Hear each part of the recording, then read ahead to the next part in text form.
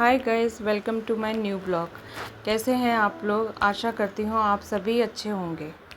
आज त्यौहार का आखिरी दिन है और ये दिन है चित्रगुप्त जी की पूजा का। और आज है भाई दूज। आज हमारे यहाँ भाई दूज के दिन चित्रगुप्त की पूजा होती है और यहीं से आप लोगों को बहुत बहुत शुभकामनाएं भाई दूज की। और यहीं से आज मैं अपना ब्लॉग स्टार्ट कर रही हूँ।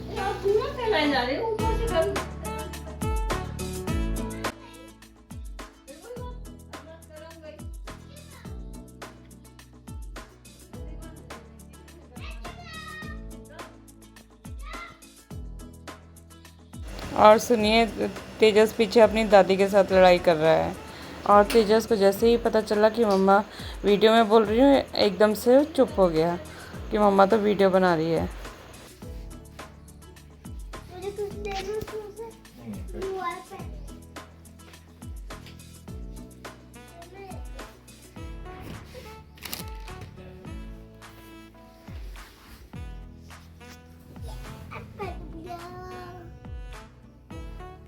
तेजस ने लिख ली?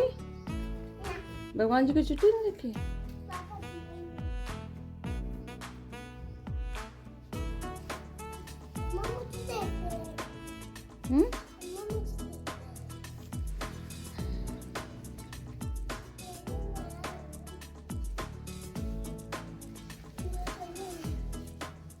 बस बस, जय जय के साथ कुछ नहीं करते हैं। तेजस आओ इधर आओ।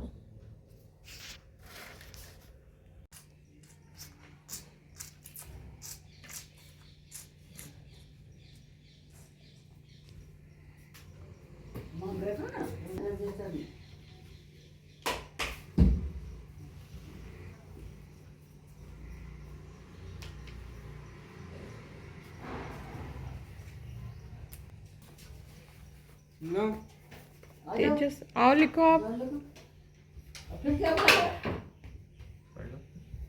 अरे ये नहीं, इस पे लिखो। आप अपना पेन अपने पास रखो।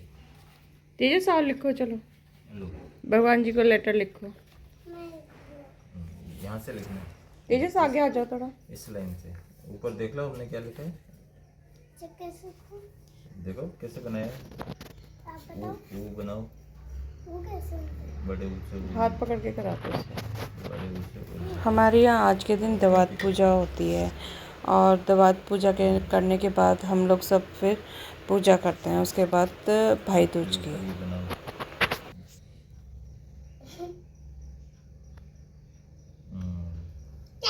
फिर गैस से गमला बनाओ।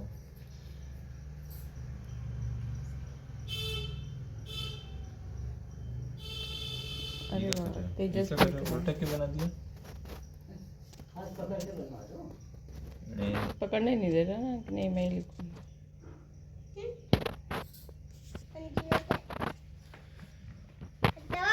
तो देख लो, अब यहाँ फिर इतना टाइम मत लगाओ।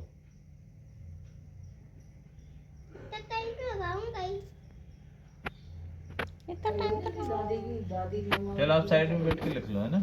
आप उधर बैठ लो। आपने लिख ली? हाँ, चलो आप साइड में। आज मैं आपको भाई दूज की कहानी सुनाने जा रही हूँ। जिन लड़कियों को यह कहानी नहीं पता या किसी लेडीज़ को ये कहानी नहीं पता, तो वो ये कहानी सुन सकती हैं। एक गांव में एक बहुत ही बुजुर्ग महिला रहती थी। उसका एक बेटा था और उसकी एक बेटी भी थी। बुजुर्ग महिला ने अपनी बेटी की शादी कर दी थी। एक दिन जब भाई दूज का त्यौहार आया, तभी उस बुजुर्ग महिला के बेटे ने कहा कि माँ, मैं अपनी बहन के घर टीका करवाने के लिए जा रहा हूँ।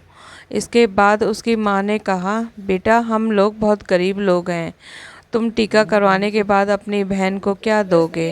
लेकिन उस बुजुर्ग महिला के बेटे ने जिद करके अपनी बहन के घर जाने के लिए अपनी माँ को मना लिया। फिर वह भाई अपनी माँ की आज्ञा लेकर अपनी बहन के घर निकल पड़ा।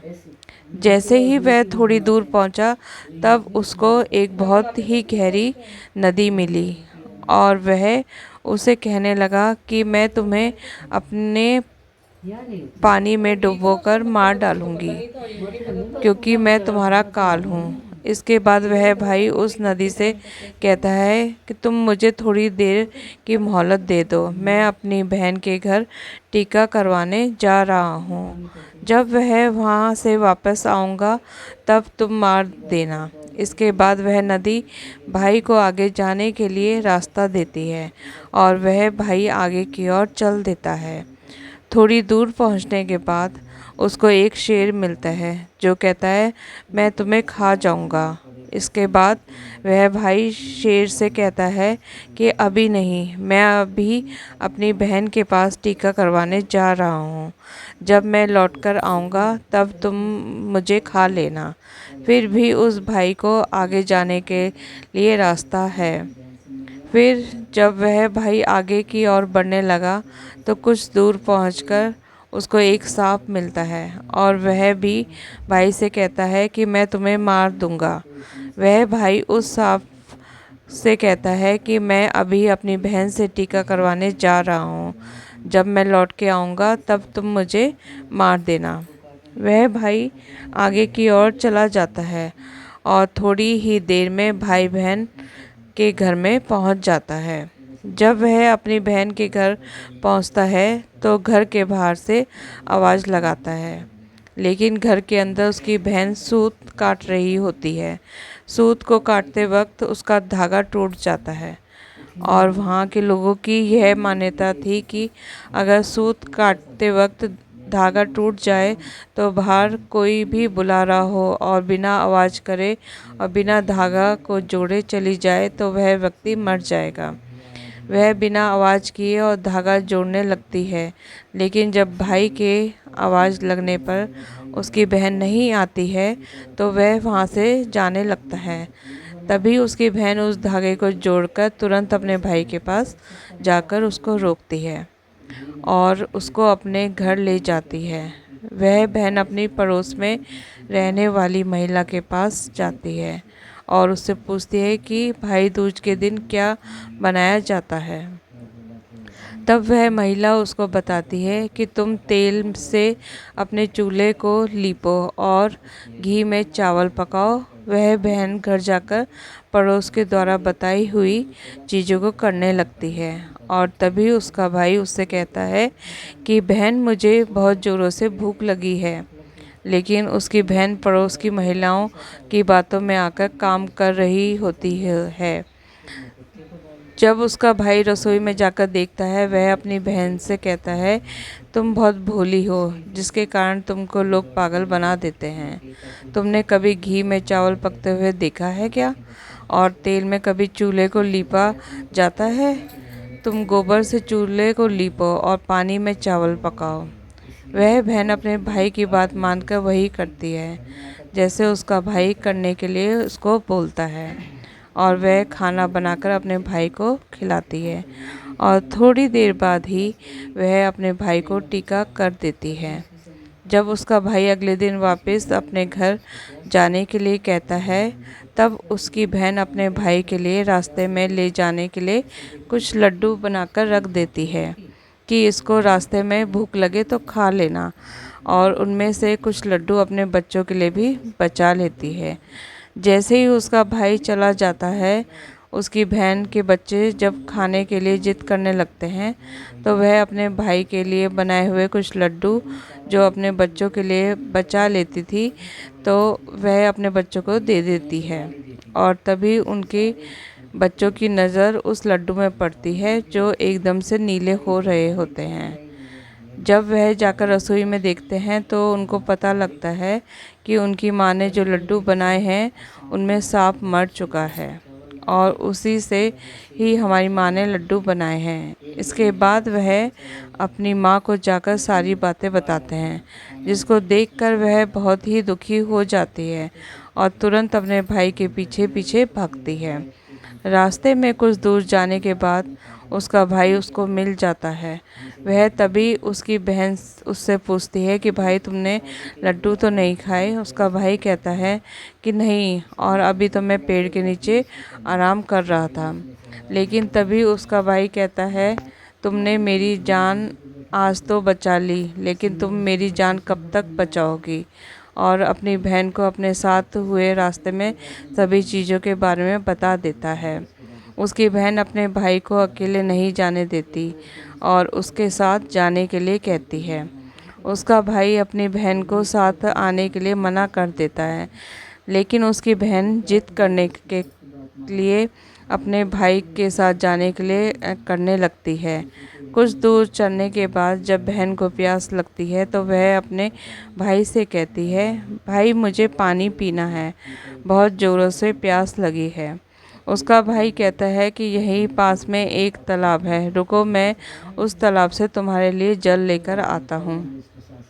वह अपने भाई को तालाब के पास नहीं आने देती और स्वयं ही अकेले तालाब में पहुंच जाती है।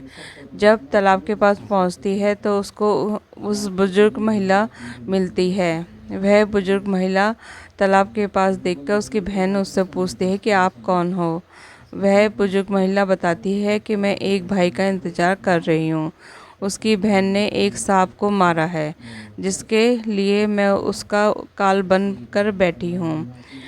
उसकी बहन उस बुजुर्ग महिला से अपने भाई की जान बचाने के लिए पूछती है और तभी वह बुजुर्ग महिला उससे कहती है, तुम अपने भाई को खूब गालियाँ दो और जब तक उसकी शादी ना हो जाए तब तक तुम उसकी सारी घात टाल दो, तो तुम्हारे भाई की जान बच सकती है। वह बहन तुरंत वापस जाकर अपने घर से एक मांस का टुकड़ा और एक चुन्नी और एक कटोरी में थोड़ा सा दूध लेकर अपने भाई के पास आती है और उससे कहती है, चलो। जैसे ही वह दोनों रास्ते में थोड़ी दूर चलने के पश्चात उनको एक वही शेर मिलता है, जिसके पास उसके भाई को मारने के लिए पहले भी रोका गया था। जैसे ही वह शेर उसके भाई को मारने के लिए आगे बढ़ता है, तब उसकी बहन शेर को एक मांस का टुकड़ा खाने को दे देती है, जिससे शेर उस मांस का टुकड़ा खाने लगता है और वहाँ से दोनों लोग आगे चल देते हैं।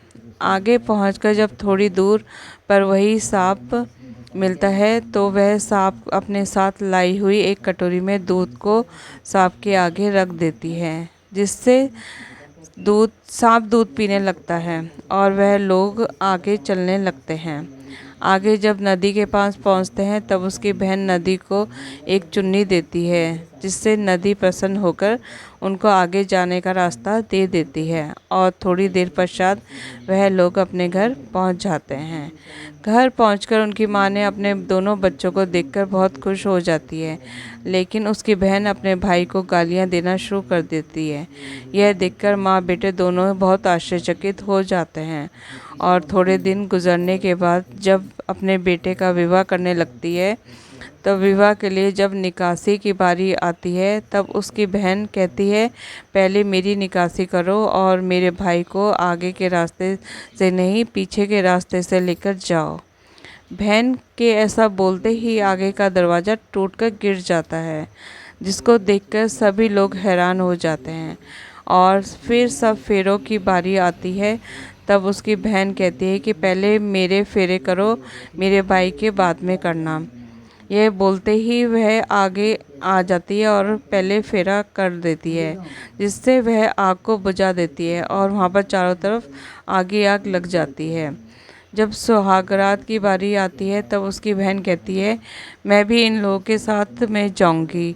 सभी लोग बीच में एक पर्दा डालकर उसकी बहन को भी अंदर जाने देते हैं। तभी रात में एक सांप आता है, जिसको उसकी बहन एक डिब्बे में बंद कर देती है और अपने भाई की जान बचा लेती है और सुबह होते ही वह सभी को सच बता देती है कि ऐसा क्यों कर रही है, जिससे सभी ने उसकी बहन की प्रशंसा करने लगते हैं और उसका भाई भी अपनी बहन को देखकर बहुत खुश हो जाता है और तब उसकी बहन वापस अपने घर जाने को कहती है।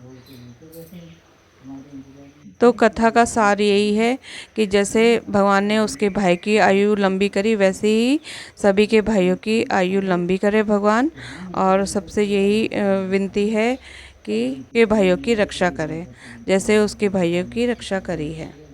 बहुत ज़्यादा पड़ गई, मेरी गलती की माफ़ करो। मुझे अच्छा क्या चाहिए, कुछ नहीं चाहिए मुझे, तो मैं गरीब हूँ, मेरी कुटिया है, जो मकान बन जाए अच्छा और धन दौलत हो जाए, सब अच्छी तरह से हम लोग जाने लगे। गणपति जी ने पैर लगाया तो मेरे को मकान बन गया, मेरे को उसको ठंडा लग गई, अब आराम से रहने लगे, जैसे गणपति की अच्छी तरीके से।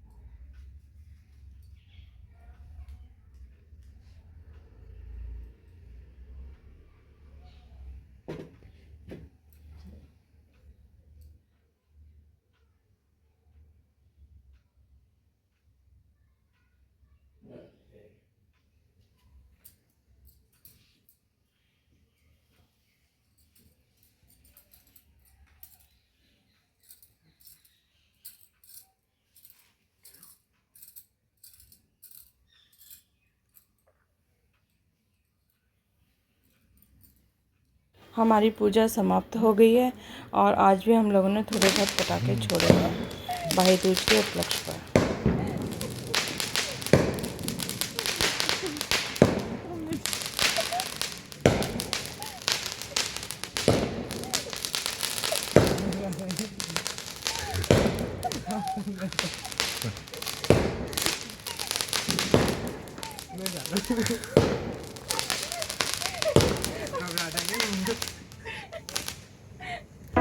तो गाइस, आपको वीडियो अच्छी लगी हो तो चैनल को लाइक, सब्सक्राइब और शेयर कीजिए और सपोर्ट कीजिए। जय श्री कृष्ण।